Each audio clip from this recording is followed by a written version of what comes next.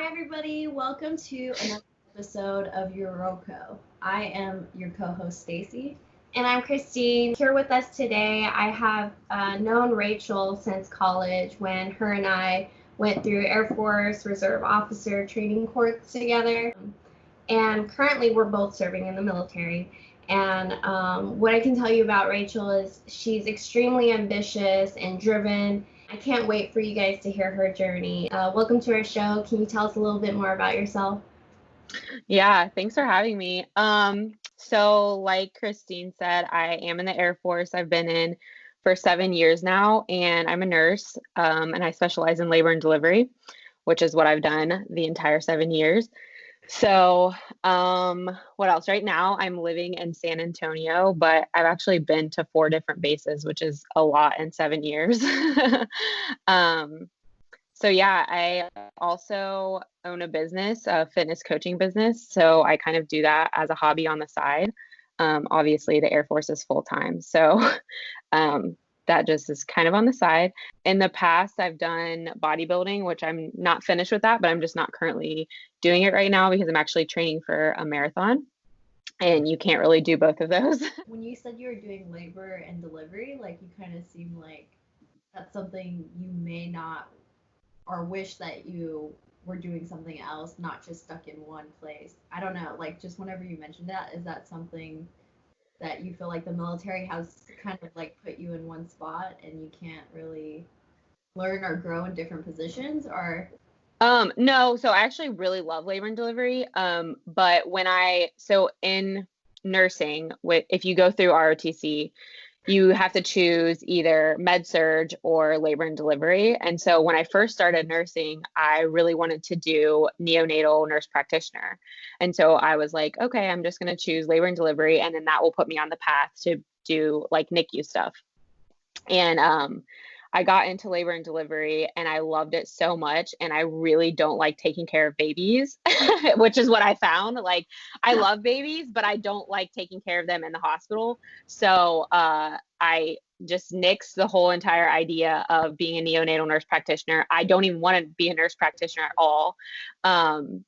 And so, but yeah, I actually really, really love labor and delivery. The only thing I would do outside of labor and delivery, I think, is, well, actually, there's 2 things. I would do ER, which actually the ER is probably the closest thing to labor and delivery. And then I would also, this is really random, but I would do pediatric oncology, which I never will do that, but that's just something I've always been interested in. So I don't see myself ever getting out of labor and delivery, really. But yeah, I really love it. You went to college and concentrated on nursing, and like when you go to ROTC, it's pretty much a given that you will continue down that path. Do you think that your experience in the Air Force kind of helped guide you and help you realize, hey, this is exactly what I wanted to do, and it's continuing to help you do what you want to do? Yeah, I mean, I definitely, as far as like nursing as a whole, like there's nothing I would rather do. I can't think of anything. The only thing I would rather do is be a personal trainer and do fitness stuff, which I do that too. But there's nothing else I would rather do. And I think that it kind of does get hard in the Air Force because the hospitals are all so different. So right now in San Antonio, I'm at one of the largest hospitals in the entire DoD. So it's very high risk stuff. It's very busy. And I love that stuff. So right now, when you're talking to me, my viewpoint is probably a little bit different than if you talked to me like 2 years ago when I was in Italy, where we only had like 15 to 20 deliveries a month. And there was only 2 nurses working at one time. We had not a lot of resources. So today, yes, like I absolutely think that the Air Force has helped me, but you just go through all these different times because you're just in different scenarios. I can totally relate. Yeah. So like that, it's like in any career field, it's just all going to be a different experience. And sometimes you might be like, oh, I hate this experience, but you learn from it. And I'm super grateful for all of the experiences, but me being here, and I've learned something. You learn something at every single one. So the thing that sucks is now I love this hospital and I'm going to have to leave and go to, there's like no other hospital like this one. And so I'll have to leave and go to like a like lower tier hospital that's not as high risk and not as busy. So I did have a question, like, how did you decide to do ROTC? Because I'm assuming, how was that journey? Like, did you already know that you wanted to do nursing and you're like, this is going to be a good path for me to take that journey? Or is it kind of both? You always wanted to serve your country and also do nursing? Yeah. This is going to sound really awful, but I literally had no desire to ever serve my country. It was never something I wanted to do. I always like, I mean, I thought it was awesome that people could do it, but it was never something I wanted to do. But when I was a senior in high school, I really wanted to go to the University of Louisville, and I was out of state because I'm from Ohio. So it was going to be like, I think it was like $18,000 a year to go there, which I'm not from a family who has money. And obviously I couldn't pay for that as an 18-year-old, and I wasn't smart enough to get scholarships. So, so my mom was like, well, why don't you join ROTC? And I was like, hell no, I'm not doing that. There's no way. And one of my old soccer coaches, who I'm still very close with him. He was in the Army, and he kind of was just like, why don't you just go see, like go talk to them and see what it's about. And I was like, okay, because like your parents can't convince you to do something, but someone else can. So, so we made a meeting with them, and they basically like said, well, because you're a nurse, this was in 2007, I think 2007 or 2008. Well, I graduated, it was probably in 2008. Either way, so a while ago. And they really needed nurses at that time. And so they were pretty much like, yeah, you'll get a scholarship if you come here because you're a nurse. And when you dangle that much money in front of an 18-year-old, it's very easy to take. Because not only did I get my school paid for, but I also had, I got a stipend every month. My housing was paid for. So I like had it made. And so, yeah, I really joined ROTC for the money, and that was the only reason. So since you had all that, did you not have to work while you were going to college? Like ROTC and going to school was like your full-time gig. So I did work just because I wanted extra money and my parents didn't give me money. So I did still work. I worked at Skyline Chili because like everybody worked there for some reason. So it was kind of fun. But yeah, I would work there probably like 3 or 4 days a week.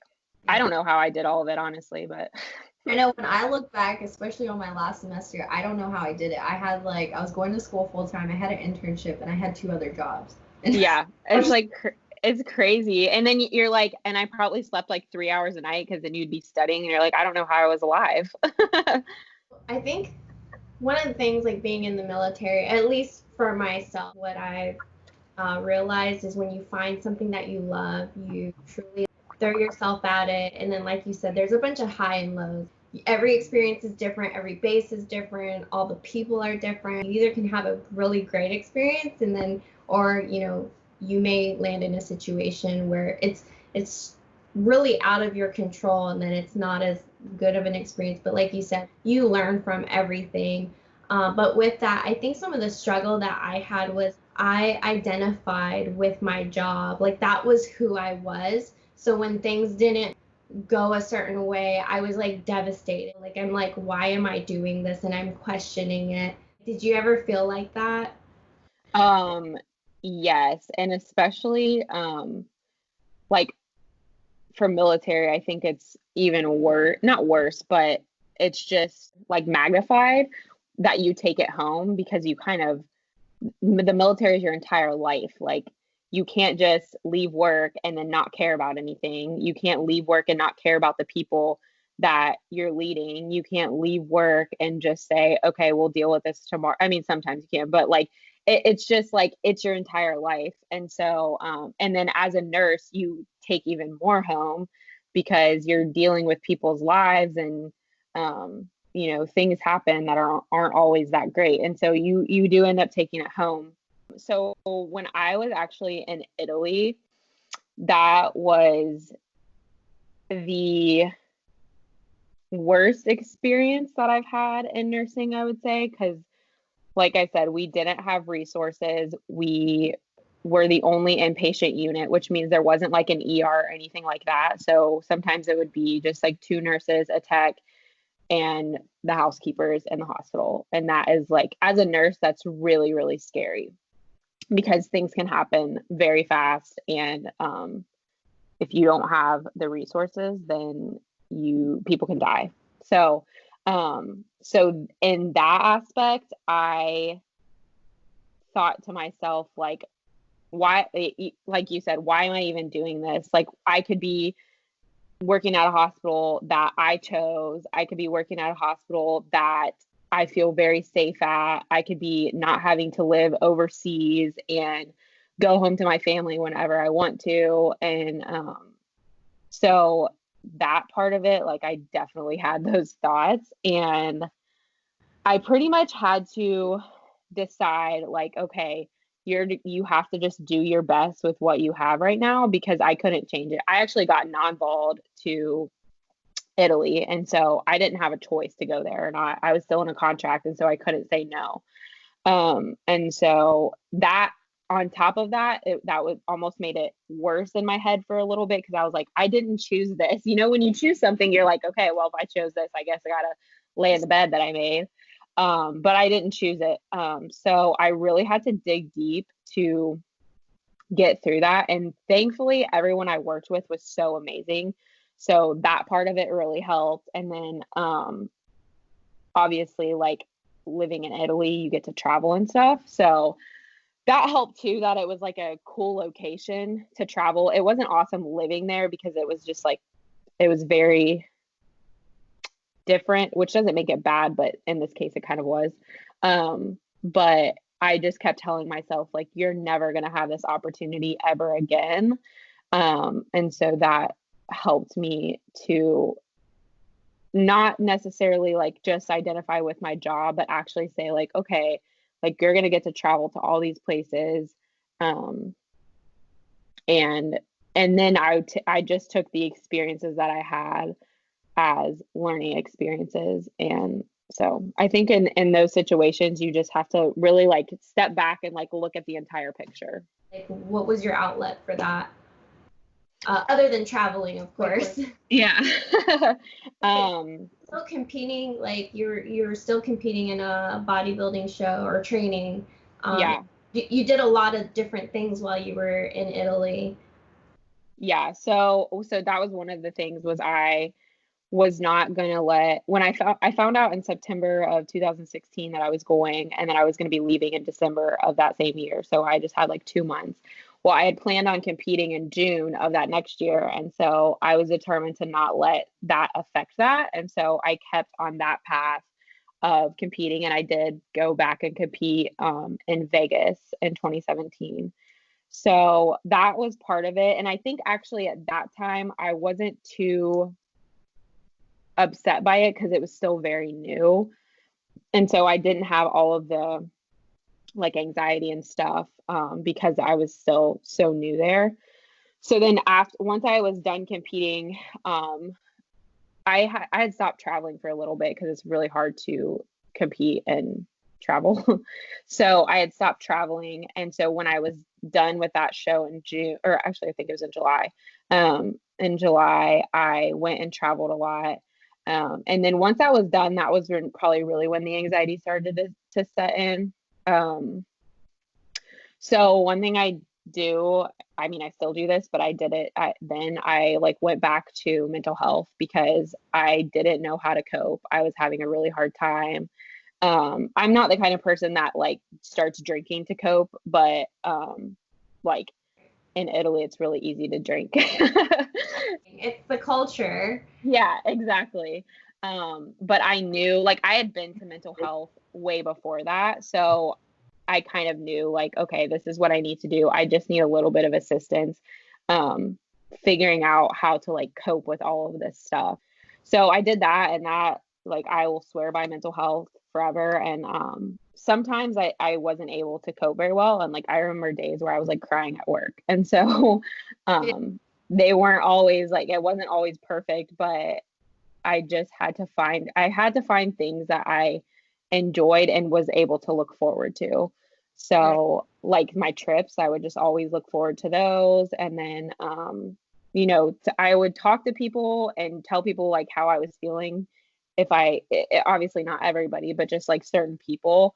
Um, Honestly, like my Instagram I talked about a lot of stuff on my Instagram during this time. And I think is when people probably really got to know me because I was a lot more active than I am right now because I just shared like the tough times and like the good times. Because a lot of people are going through similar situations. Maybe they're not like living in Italy, but like a lot of people deal with anxiety. Right. So that helped just to like share my journey and share what I was going through and to help other people. Cause like as a nurse, like helping other people is what I like to do. And so that helped me just cope by helping other people. Yeah, and that's exactly what this show is about. Someone else may be going through this, sharing that story that you just did, whatever they're going through, your encouragement of like, hey, I went to mental health or health and it helped, because I think in the military, especially, like there's some bad stigma about going to mental health. I think everyone deals with something like your mental health in some capacity, whether it's small or great. And I feel like there should not be a stigma because everyone deals with it. It's just people aren't talking about it, and that's the problem. That's why there's suicides, and people are like, I had no idea. And it's like they kept it to themselves. And Yeah. it's good to speak out and talk to someone. And when you guys say mental health, I don't know if the average viewer might know what you're talking about. Like, did you go seek like a counselor, and just like you seeking a counselor and just talking it out, like that was very helpful for you? Yeah. So actually I started going to mental health when I was in 2015, right after Katie, my best friend, passed away. So I actually didn't even want to go to mental health because I didn't think I needed to. But my supervisor like didn't force me, but she like was like, I really think you need to do this. And so I agreed to. And so at that time I was seeing a social worker, which they act as counselors in a mental health setting. And then I also saw a psychiatrist. I think a psychiatrist is the one that's a doctor. There's like a psychiatrist and a psychologist, and I can never remember which is which, but I saw the one that was a doctor. So whichever, I think it's a psychiatrist is a doctor. So I saw two of them at first, and then as I like progressed, I was still seeing the psychiatrist because I just really clicked with her, and then I wasn't going to the social worker. And then as I moved bases, I would just go to social workers. So they're just like counselors. But just a quick little plug, because a lot of people don't know this, for military, you can actually go, instead of going to like the mental health clinic, you can go to Military One Source and you can get, I think it's like up to 10 visits, and it will never go on any record. So they like meet you off base and everything, but it's like a counseling service. So that's just kind of a little plug because a lot of people don't know about that and they're really worried about it going on their record. So I think that's very helpful for anyone that's listening that may be going through anything, to yeah, be able to seek that help without the repercussions or anything like that, for sure. yeah. So you mentioned your friend Katie, and I'm glad you brought it up because that is something, like through your Instagram story, like you said, you've been very vocal about your life and your highs and your lows. I don't know Katie myself, but I feel like I know her intimately through all of the things that you have shared. And it was definitely something I could tell you were going through, but I couldn't understand, like for me, I've not dealt with a lot of grief. Like, what did you do to deal with everything? So I'll just tell like kind of what happened. So my best friend Katie, her and my other friend Gina both died in a car accident in 2015. And it was a drunk driver. So that happened when I was in Japan for a Manning assist. So I had just gotten to Japan like a month ago, and that's when it happened.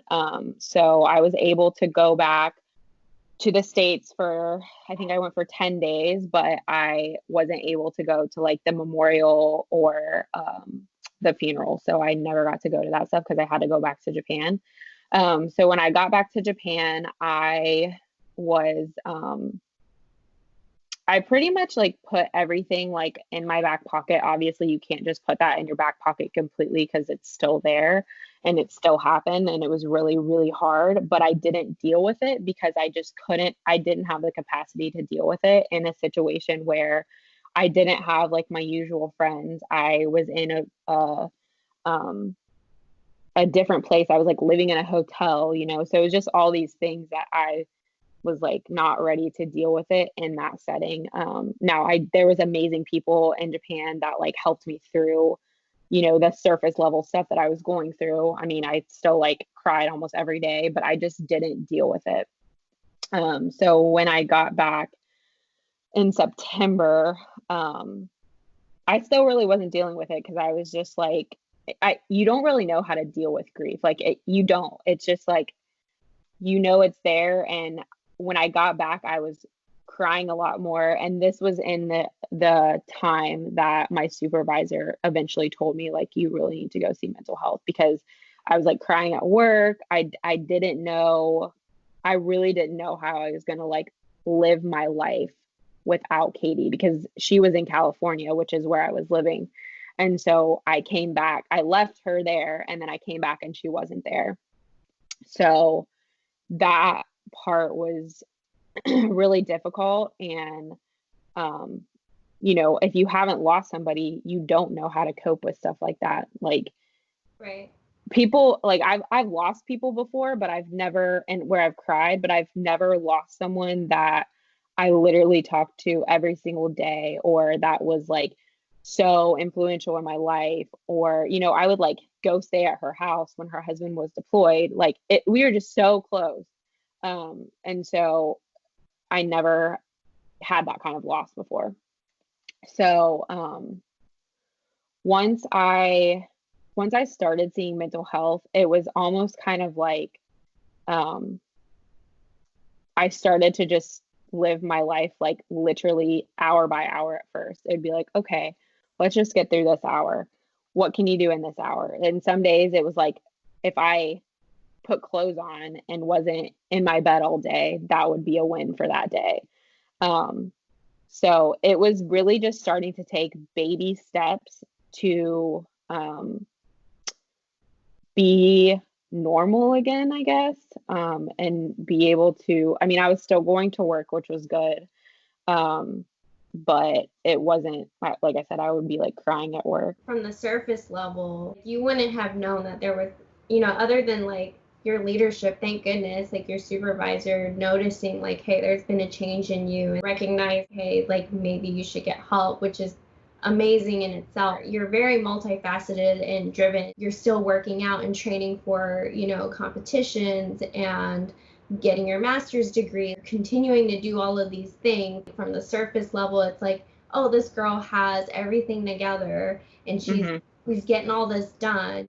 Yeah, and that's like, I never stopped doing anything. I was still getting my master's degree. Like I didn't graduate until 2017. So I was doing that, going to work, like still working out. And I think that, just as a side note, to like leaders and just really anyone, getting to know your people is so important, and having hard conversations, because if my supervisor didn't really know me, she would never have known that I was like outside of my baseline.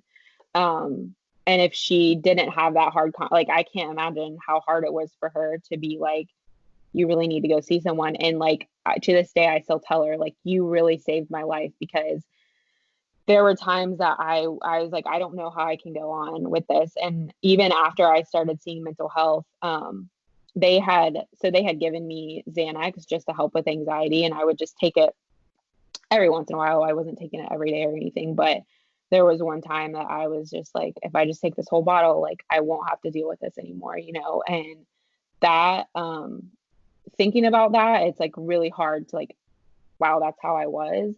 But if she hadn't noticed that stuff, then who knows what I would have done. Like, I don't know, because I was on such a downward spiral, and I didn't even know that I was on that spiral.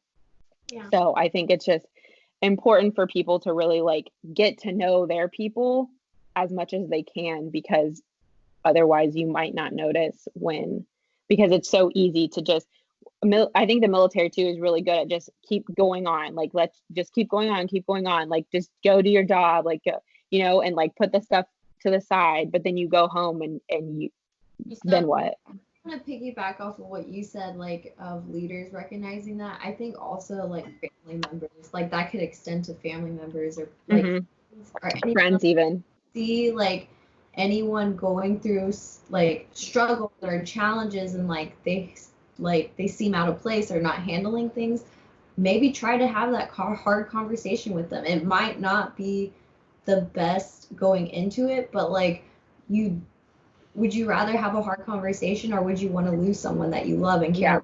Like I think it's a good takeaway from that for sure. Yeah. How do you help other people through that experience? It's easier for me to connect with people now because prior to this, I never had really gone through anything like bad in my life. And so I'm really good at listening to people, and I kind of have been all my life, but like sometimes you will be listening to people and you're like, okay, I don't even know how to help you because I've never been through this. And I can only offer you like things that I've seen in other people or like what I think personally, without any experience from it. And so now that I have this like awful thing that's happened and I've had to really like work through really hard times. I think when people have been through something and you're going through something similar, it's way easier to go to them and say, hey, like, what did you do during this time? And at the end of the day, like, every situation is different, even if it's the exact same. So there's still that level of like, well, this worked for me. I don't know if it will work for you, but here's what I tried. But I think too, like, my situation was like my best friend died. And so I was going through grief. But it can kind of translate to any situation because it's just that level of like, this was a really hard time in my life and I had to get through it.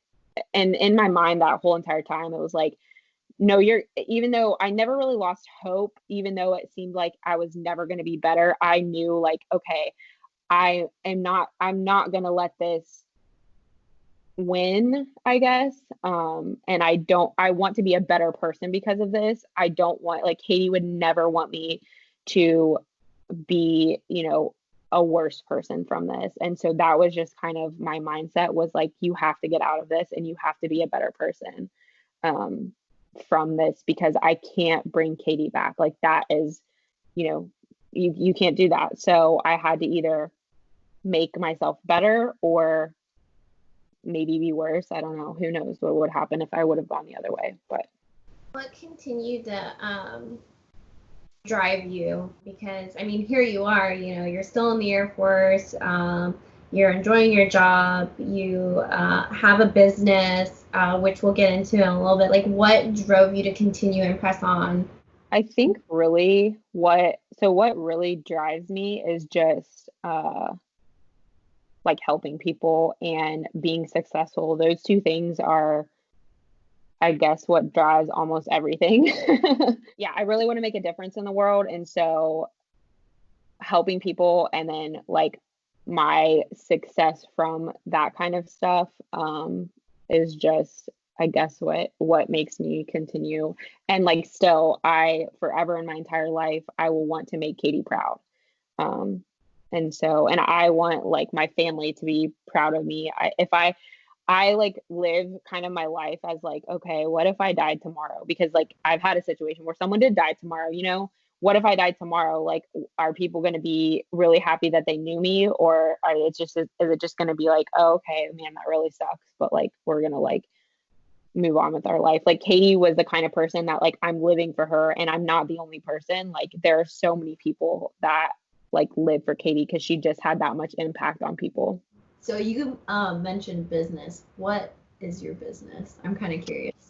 So I am an online fitness coach. So my business is just Rachel Marie Fitness. It's just my name. And so it's not a super booming business or anything because it's kind of a hobby. But I coach right now. I'm just coaching women, but I mean I could coach men. I just women, I guess, flock to me about for that kind of stuff.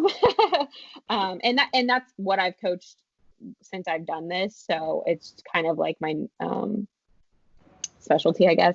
But I just do lifestyle coaching. So I coach people. Really, nutrition is my passion. I am working on getting my personal training certification right now, but I really enjoy helping people with their nutrition. And my philosophy is just to change people's lifestyle. I don't want them to be with me forever. I want to help them create a lifestyle that they can sustain. And a lot of people, the reason I started doing this was because I've seen so many people yo-yo dieting, and they'll try diets and they'll be miserable in the diets, and then they get out of them and they gain more weight. And what I do is nothing hard. It's you don't cut things out. Like if people look at my Instagram, you'll see I'm eating like donuts and like, and not that I eat that all the time, but like I don't cut whole food groups out. I don't cut foods out because I can have them. I just have to have some balance with it. So I'm really passionate about just helping people feel their best and have a better lifestyle so that they can feel their best and still be doing what they want to do and living their life. That sounds awesome. You mentioned getting a certification. What is the process of doing that? So I actually have a fitness nutrition certification, and that's through the National Academy of Sports Medicine. And then now I'm working on my personal training certification through the same company, the National Academy of Sports Medicine. So it's a pretty well-known company in the fitness community. But honestly, the personal training certification is way harder than the fitness one or the nutrition one. So I was supposed to take my test like a month ago, but it got canceled because of the coronavirus stuff. So. And that's not something you think they'll like transition to doing online, like the online test? It's something you have to do in. They might. It's a proctored exam, so that's why.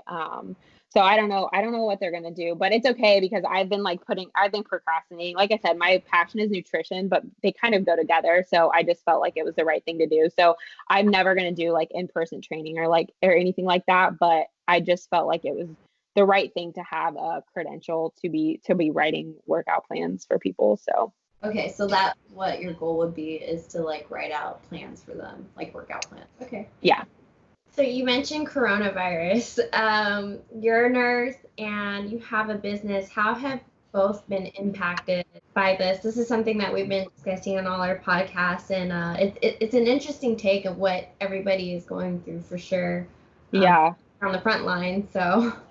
Yeah. So I'll talk about the business first because that's going to be way shorter than being a nurse.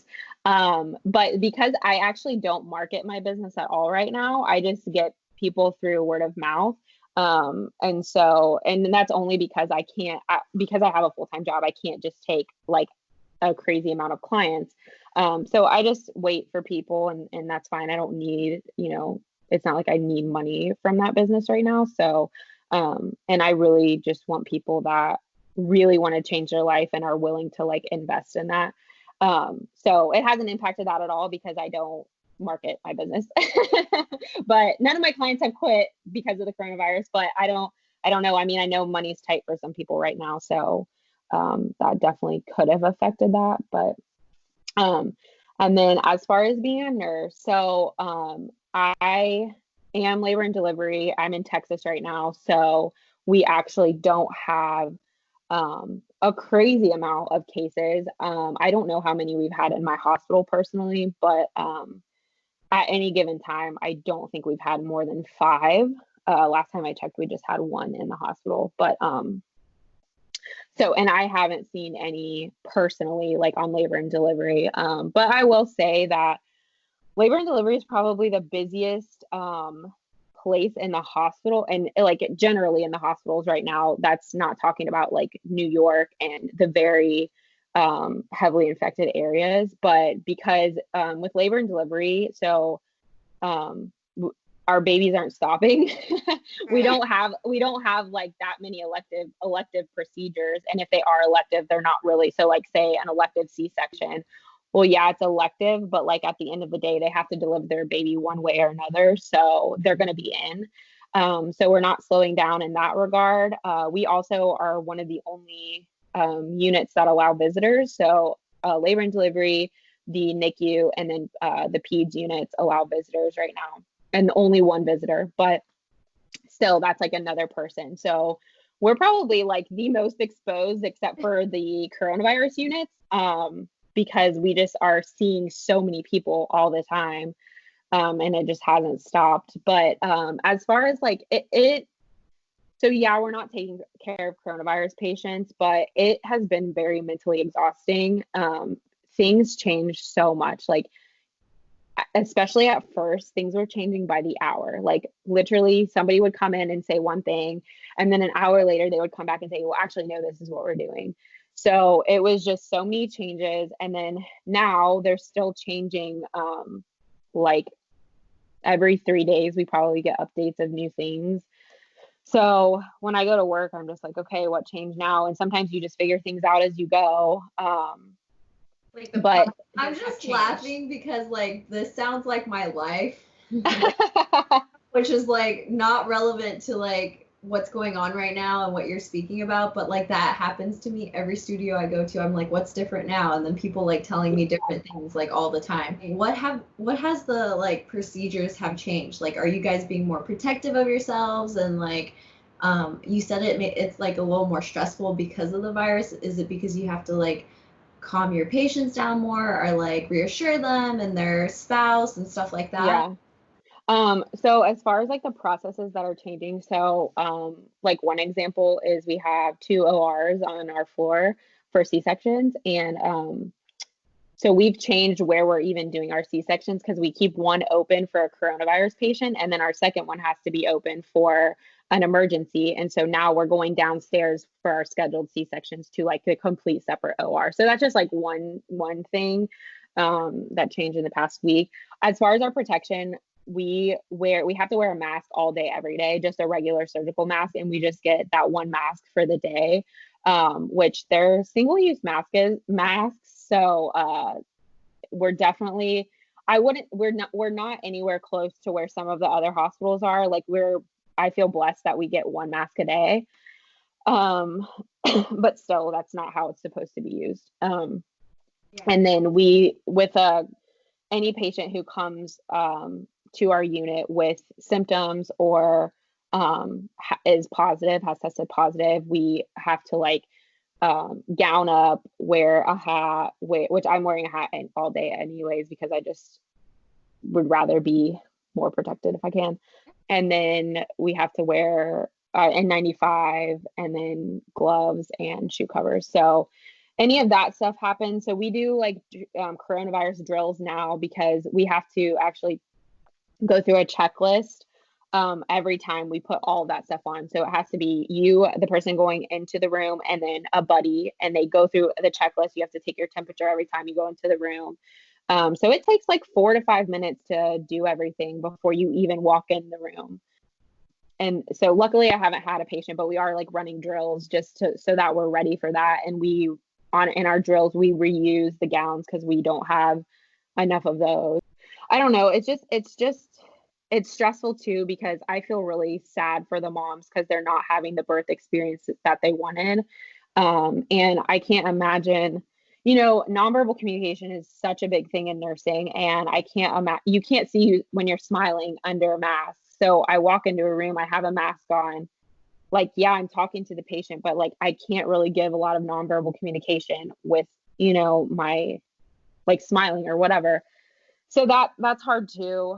And, like I said, they can't have one visitor, which is nice, but like some of them have doulas that they wanted to bring in, and they either have to choose their support person, so like their spouse, or they have to choose the doula.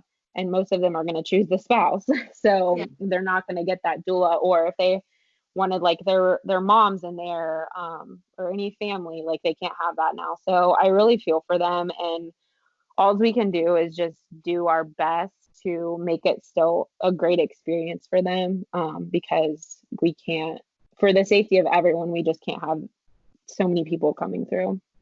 And then it's really hard to breathe under those masks.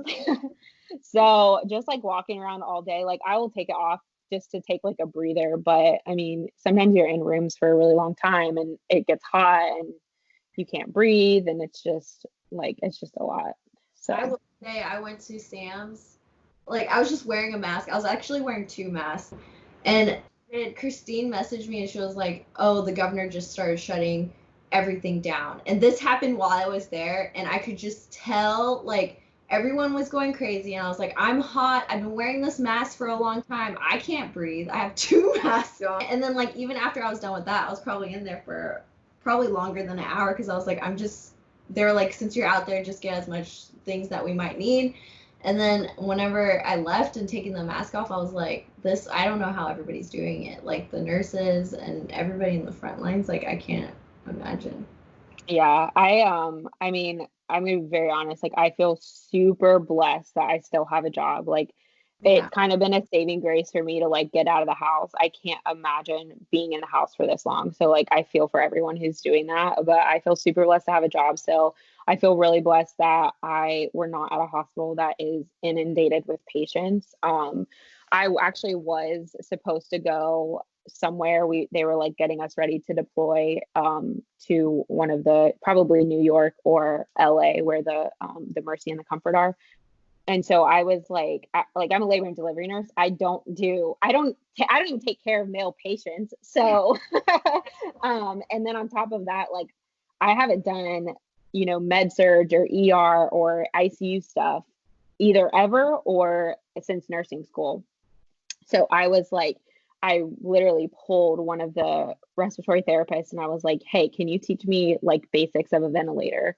And so that was scary because I was like, this is a 10-minute tutorial on a ventilator. But like the people up there, I mean, that is very realistic for them, is that they're doing things that they never would do. And so I feel for them. And like I said, I feel blessed. I mean, yeah, I still feel like we're all on the front lines because I'm still seeing patients. Like a lot of people are asymptomatic, and luckily I don't live with anyone, so I'm not bringing it home to anyone but myself. But like even the people that have kids or like immunocompromised or anything like that, it's just there is just a lot of stuff that goes into it.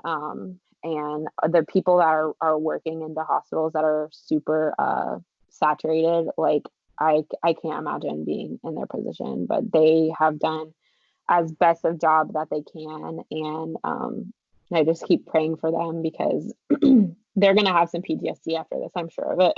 Yeah. So I know someone that's going to go to Detroit, and he is a nurse, and his wife was very concerned. She was watching videos and she's just like, I watched a video and they're just stacking bodies in a cold room because there's just nowhere to place them anymore. And she's like, are you going to be okay after this? Like, yeah, I know. And it's one of those things that most nurses have seen something. Like if you haven't, you probably haven't been a nurse long enough. But like we've all witnessed something or like dealt with death or like somebody should have died or died that shouldn't have died, or whatever it may be. So we all have some level of like coping mechanism with that stuff, but that is just to like such a different degree than what most people have ever dealt with. So yeah, I agree. Like like you said, things are changing every day. Like, your community is like creating drills and things that weren't in place for us to prepare for this. I've been like journaling because I'm like, hopefully this never happens again in our lifetime. And like, it's just something like sometimes it feels so surreal. Like we can't leave our houses, like nothing's open, we're wearing masks outside. Like it just seems surreal sometimes. And I think we're going to look back at it and be like, holy shit, we got through that. Yeah. And the memes help. Yeah. Oh my gosh, the memes are so funny. And like I'm like all on TikTok now, and I spend hours on TikTok, but they're so funny. She's been doing the same. I showed her like she didn't even need an account to watch the videos, and I was like, that is the worst thing I've ever done. Like all she's been on is like TikTok. But yeah, I definitely felt weird wearing a mask in public too for the first time. Like, I even told the guy because I went into a gas station and I was like, I know, I feel weird. He kind of laughed. He was like, it's fine. And then after that initial weirdness, now it's a necessity. Like, I know. Yeah. I even felt weird like wearing it in public at first, but I like me, I definitely, I mean, now you have to wear it, but I was like, I work at a hospital. Like I can't be putting other people at risk, so it was just kind of like you swallow your pride and do what you need to do. So, amidst all the pandemic, like what goals did you have before the pandemic and maybe even after it? Like personal, work, life goals? One of my goals was to run a marathon in June. And I was running that marathon for Katie because this is going to be the 5-year anniversary. So we both had always said we never wanted to run a full marathon, but we had run a half together, and she ran a lot. But we both said like I would never do a full marathon, and so I was like, well, I'm not gonna do a full marathon. I'm gonna do a half for Katie and a half for me, which obviously is a full. But so I've been training for that. But I just found out today that the DoD extended the travel ban through June 30th. So yeah, so I am still gonna run it eventually, but I'm also deploying in October. So I'm hoping that I will get to run it before that deployment. So we'll see. That's not a goal that will ever happen again. I'm just going to do it once, and then that will be the end of it. So whenever that happens, whether it's before I deploy or after deploy, it is a goal. As far as personal goals, so right now I'm actually trying to do some like introspective work during this like slow time, because I never slow down to like think about anything. Like I don't like feeling feelings. I don't like thinking about my feelings, any of that stuff. So I am using this time to force myself to do that, just because I feel like it's always good for people to do some of their own like mental health work. And when I say mental health, like anything that you do that has to do with your mind is mental health. And so for me, I just want to be a better person. And I know doing that stuff is going to help me get there. So I've been really working on that stuff. It's not been easy, but same way. Like yeah. she tell you, like I don't like I try not to like feel my feelings. Yeah. It's evident, and then like I'm definitely trying to be better about it, because people should know how you feel. Yeah. Even if it's internal, like there's a lot of times like I'll just like block it out, put a wall up, and like, all right, let's keep moving. I've lost people, but you lost someone who you saw and talked to every day. And I've actually lost people like while I was deployed. It was very hard for me to like feel those feelings, because I'm like, I'm deployed, I have a job I need to do, and like I can't deal with this right now. And so like I'd kind of like push it, like this is something that I'm gonna have to deal with it later, like, and that's what I'm telling myself. Yeah, it's just like I know, and you end up just burying it, and then you never help yourself. I don't think it sometimes it doesn't ever come out, but like I just bury it, and then I never even know how I feel. Like half the time I'm like, I don't even know how I feel, because I just don't want to think about it. So I'm like really trying to help myself like know, okay, when I'm feeling happy, like why am I feeling happy? When I'm feeling sad or anxious, I'll like write down like what caused, or like what exactly I'm feeling, like my body, everything. I've just been doing, I like Google search everything. And so if I don't know, it's hard to like just do mental health work and just journal. Like I cannot just sit there and start writing something. Like I have no idea what to write. And so I will Google search stuff until I like find YouTube videos or like blogs or something that kind of helps me get onto like a track of me really thinking about that stuff. So anyway, so that's like, that's one of my personal goals. I also want to get my house organized, because it's organized, but like, the things that you're like, oh, maybe when I have time for that. So now I have time, and I'm trying to do that. And then professional goals. So actually my only professional goal for a very long time was to deploy, and I finally got tasked like last month. So I'll be deploying in October. So I'm really excited about that. But other than that, like I actually, so I'm coming up next year, my contract ends. So I kind of have to figure out, because we have bonuses. So to me, this is just me personally. I feel like I'm leaving money on the table if I don't sign a bonus again. And so I need to figure out what I'm going to do. I don't really want to leave the military, so I don't think that will be what I do, but I also don't know what I want to do in the military because I can't be a bedside nurse forever. We eventually have to like move on and do other things. And so I just need to figure out if I'm going to stay in like the hospital and just do like a leadership position on a labor and delivery floor, which would be cool because then I would still kind of be in it, or I can go and do like a fellowship. So I don't know what I'm gonna do, but that's something I'm like praying about and trying to like figure out what I want to do because it's just like such a big decision. Yeah, it really is. Like, I think my contract ends 2021.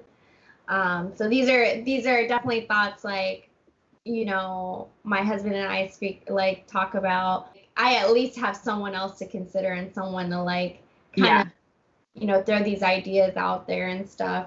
But I also have to consider his career, and like that's just like another factor into my decision. Yeah, I don't even know because whenever I choose, that's going to be like the path that I'll be on. Like I won't really be able to go back, and so that's the hard part is just deciding. And sometimes like, and I guess this is all like a perspective thing, but sometimes I'm like, man, I really wish I had someone that I could consider their options too, because it would help me to decide my options. Because right now I'm just like, I can do whatever I want to do, but I don't know what I want to do. So, But yeah. I just want to mention, you said that you have a bonus, and I know what that means but for like people that don't know anything, like what are the stipulations on you signing on to like a new contract, and like what does that mean for Okay, for nurses, I don't know what it is like on the line side, honestly. I don't know if you guys have bonuses, but for nurses, we have to get our certification. So I have a certification in inpatient obstetrics. So I had to like sit for a test and everything. And once you get that certification, then you can apply for a bonus. And so you can apply for a 2-year, a 3-year, a 4-year. And obviously, like as the years progress, you get more money. So I signed for a 4-year. You have to be in the area when you sign it. You have to be in the area that you are like you're like OB. So I have to be in OB because that's where my certification is. Sometimes it takes a little bit of like maneuvering to figure out because like my bonus ends next year. So I wouldn't want to get out of labor and delivery before next year so that I can re-sign. But then once you re-sign, you do have the opportunity to go do something else if mission requires it or whatever. So yeah. Thank you for explaining that. Yeah, I kind of knew a little bit from Christine, but also you said maybe being a nurse might be different because you have certifications and different degrees to add on to that. So yeah, definitely staying in for me means like more certifications in the IT career field, which I don't I'm sure. have much background in.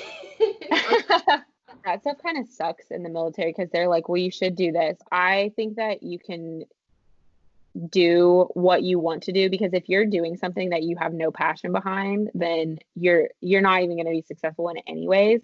So you hear about like, oh, you have to do like this and this to get where you want to be, but I continuously hear about people not doing that path and not doing what they're saying to do and still succeeding. So I've like kind of taken that perspective of like, I'm going to choose things that I want to do. I'm not going to do whatever mold that you want to put me in because if I can't enjoy, when I get overwhelmed, if I don't have any passion behind what I'm overwhelmed about, then I'm just going to crumble. And so now, like, we have to have additional duties and stuff. And so I choose the ones that I want to do. I choose things that I want to do. I'm not going to go. I'm probably not going to go and volunteer to do like a change of command or an event or something because like that's just not my thing. Like I don't really like planning stuff like that. So I choose things that I really want to do, and I do a lot of like clinical stuff because I love doing that stuff. Is there anything else that you think that you came on here that you wanted to speak about that you may have left out, or is there anything you wanted to add to your story? I think like one of the main points that, when I was thinking about this, I actually had to call my friend because I was like, what do I talk about? Like you get this like imposter syndrome to where you like, I haven't done anything in my entire life. Like, what am I supposed to talk about? I definitely think a lot of girls when I first reach out, they're like what some of the comments that I get is like, well, I'm not really doing anything. It's just like, even if it's a small story or a big story, it's just like whatever your story is could have an impact, or like someone could relate to it, or someone could like learn from it, or someone could get inspired by it, and that's part of it, whether you think it's small or big or not. Yeah, your journey Yeah. through grief is like so powerful because I know like I'm getting older and I'm gonna experience this at some point, but like it's so powerful to see like, you know, someone go through that and like Yeah. still be like successful and positive and ambition Yeah. driven. Yeah. And I think that's like just kind of what um separates people who really will be successful and can make a difference, because I like to think of it this way, and like there's never, no one situation is better or worse than someone else's, because to that person, like that's the worst thing that's ever happened to me, but I'm very well aware that that is not the worst thing in the whole entire world. But like if someone told me, well, like, oh, that's not the worst thing that could happen, I would be like, F you. You know what I mean? Like, Yeah. because to me at that time, that was the worst thing that could happen.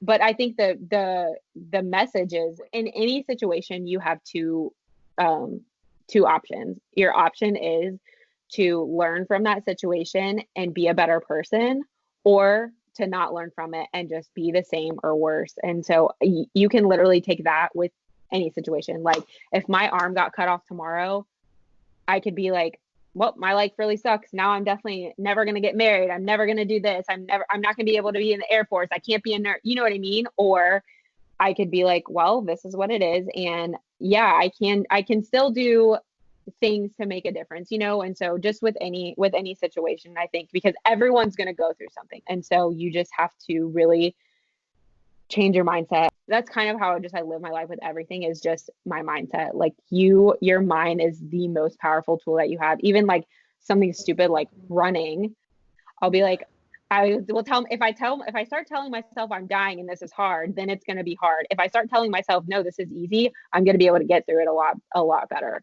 But no, your mindset is key. I think that is very important. What your mindset is very important with like how you take things and challenges that you're gonna run through your life, because you will, like you said, you're gonna run through challenges. Things are not gonna be perfect.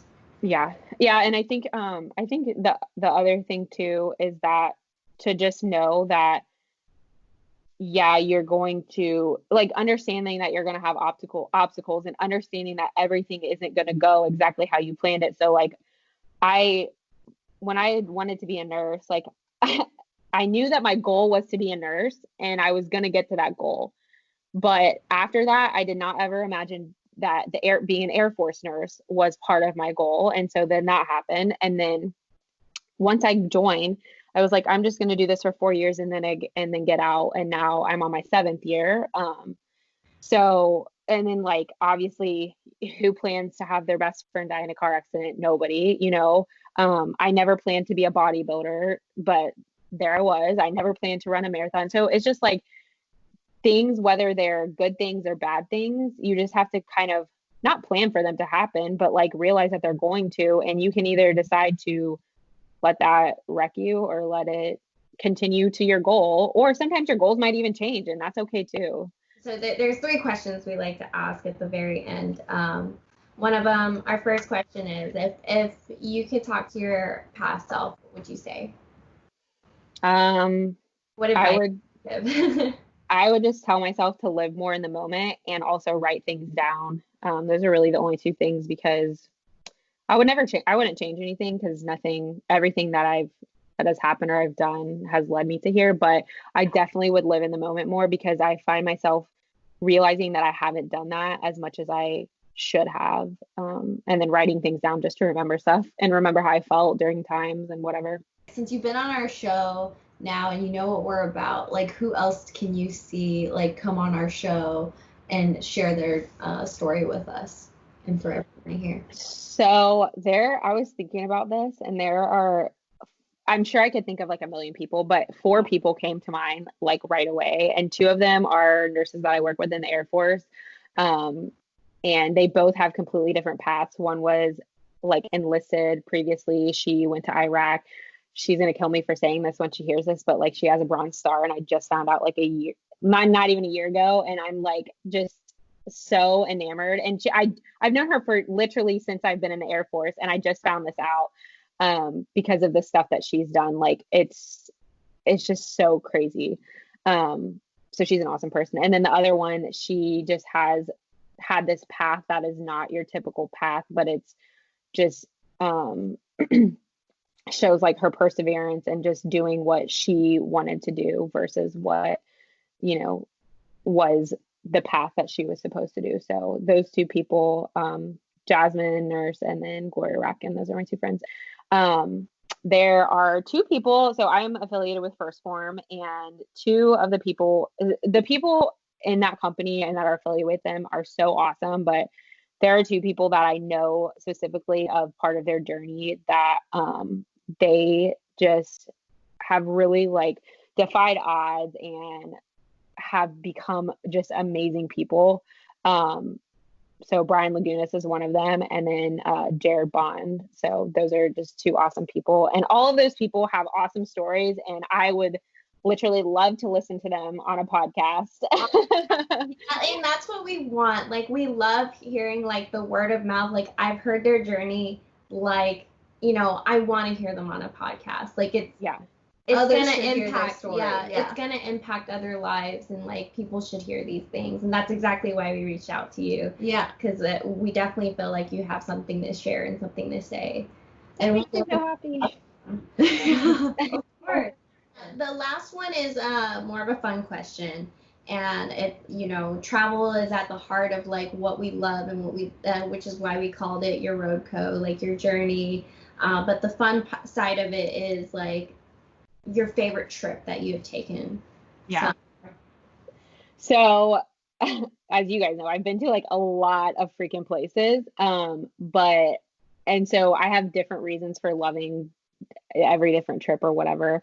But my favorite city in the world is Paris. And that was the only place that I went to twice when I was in Europe. So yeah, I love Paris. Like I love the vibe. It's not like New York City where everyone's just hustling and bustling everywhere, because it's such a like spread out city. So yeah, I love Paris. You are not the first one to say Paris. Yeah. Really? Like, oh no, I want to change it. No, I'm just kidding. Like I think it's good though, because people need to understand, like some people are like, when I mentioned like, oh, you should go to Paris, they're like, oh, that's overrated. No, it's not. It's like, no, it's not. Whether it's been on so many movies and television shows, it is a magical place. Like it's seriously that keeps giving. Yeah, I love it so much.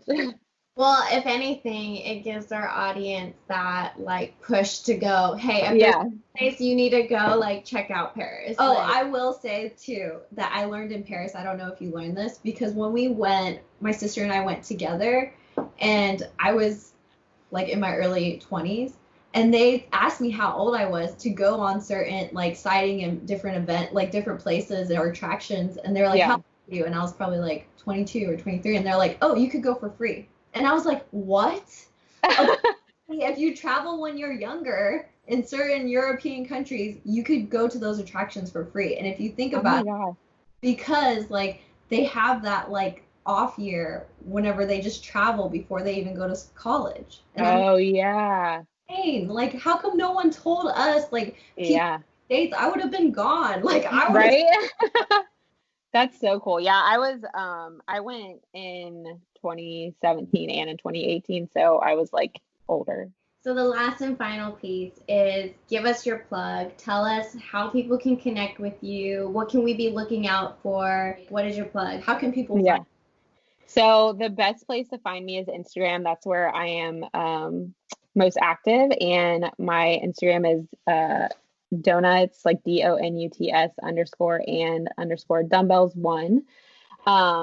And so that's the best place to find me. Also, I do get a lot of DMs about, fitness stuff, but I get a lot of DMs about being a nurse in the Air Force. So I have an email link in my Instagram profile. So if you ever have questions about stuff like that, you can either DM me or just email me, and that's the best way. I don't have a website or anything right now, but if anyone is interested in coaching, then definitely send me a DM or an email and we can talk about that stuff.